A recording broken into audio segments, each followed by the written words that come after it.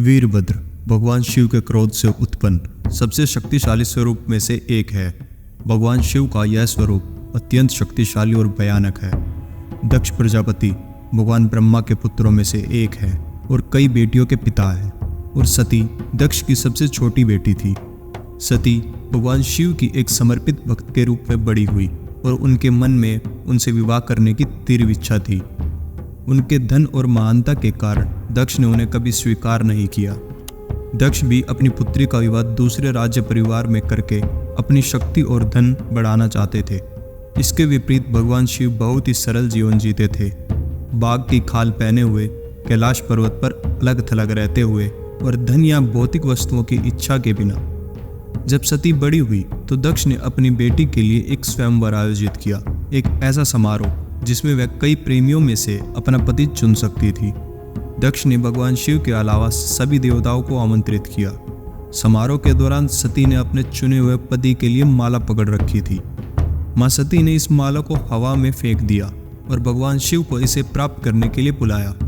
भले ही वे वहां नहीं थे, पर उनका विश्वास सफल हुआ और भगवान शिव माला ग्रहण करने के लिए प्रकट हुए। दक्ष इस बात से क्रोधित हुए, लेकिन उन्हें यह स्वीकार करना पड़ा कि सती और भगवान शिव का विवाह हो गया है।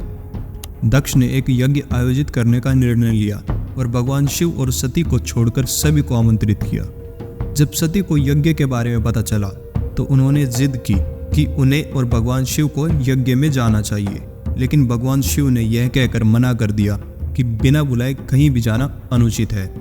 हालांकि सती इस बात पर अड़ी थी, चूंकि वह दक्ष की पसंदीदा बेटी थी, इसलिए उन्हें निमंत्रण की आवश्यकता नहीं थी। भगवान शिव फिर भी नहीं गए, लेकिन उन्होंने सती को जाने और अपने गणनंदी को अपने साथ ले जाने की अनुमति दी। जब वह गई तो दक्ष ने अपने मेहमानों के सामने उसका अपमान किया। अपने पति का अपमान सुनकर क्रोधित होकर मां सती ने अंदर की योग अग्नि से आग लगाकर अपनी जान दे दी। अन्य मेहमानों और गणमान्य व्यक्तियों ने सती को बचाने की कोशिश की, लेकिन समय रहते उसे आग से बाहर निकालने में असमर्थ रहे। जब भगवान शिव को पता चला कि क्या हुआ है तो भगवान शिव क्रोधित हो गए और उन्होंने अपनी जटा के एक बाल से वीरभद्र को उत्पन्न किया और दक्ष की सेना को नष्ट करने और उसे मारने का निर्देश दिया। क्रोध से प्रेरित होकर और सती के प्रति प्रेम के कारण वीरभद्र ने अपने रास्ते में आने वाली हर चीज को बर्बाद कर दिया और दक्ष के राज्य को नष्ट कर दिया और राजा का सिर काट दिया। भगवान विष्णु और भगवान ब्रह्मा दोनों जानते थे कि एक अधूरा यज्ञ आसन्न है और इसे पूरा करने की आवश्यकता है। भगवान ब्रह्मा ने अपने पुत्र के व्यवहार को क्षमा करने के लिए कहा और अपने पुत्र के जीवन की याचना की। दयालु भगवान शिव को इस पर दया आ गई और उन्होंने उसके कटे हुए सिर को बकरे के सिर से जोड़ दिया। भगवान शिव को अपनी पत्नी का शव मिला और वे उसे अपने साथ ले गए।